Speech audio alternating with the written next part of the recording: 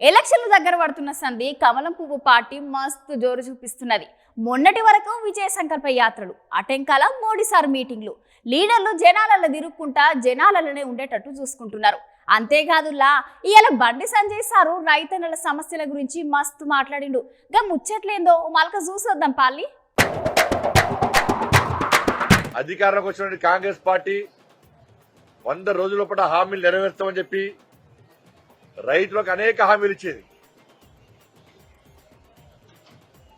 కనీసం ఆ హామీలను పట్టించుకోకుండా 100 రోజులు పూర్తయిన వెంటనే ఒక్కొక్క మంత్రి ఒక్కో రకంగా, ఒక్కొక్క కాంగ్రెస్ పార్టీ ఒక రకంగా ఒక సెక్షన్ మీడియాను మేనేజ్ చేసి ఇచ్చిన 6 గ్యారెంటీలు అమలు చేస్తామని చెప్పి ప్రజలు నమ్మించే ప్రయత్నం కాంగ్రెస్ పార్టీ చేసింది.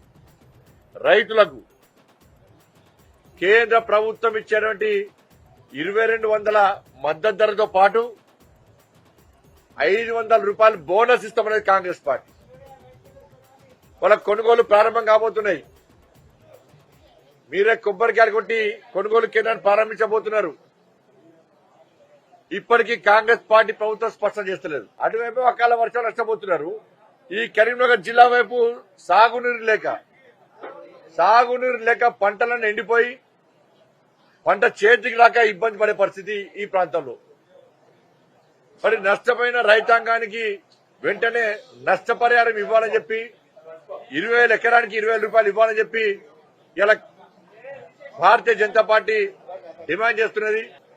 కరీంనగర్ పార్లమెంట్ నియోజకవర్గంలో రాజన్న సిరిసిల్ల జిల్లాలో అకాల వర్షాల వల్ల దెబ్బతిన్నారు. కరీంనగర్ జిల్లాలో కూడా దెబ్బతిన్నారు. రైతులు పూర్తిగా పంట నష్టం జరిగింది. ఇదే పరిస్థితి వాళ్ళ మామిడికాయల పరిస్థితి ఇవి. ఒకవైపు మామిడి తోట, ఒకవైపు ధాన్యం, ఇవన్నీ కూడా ఇవాళ చేతికి అందని పరిస్థితి.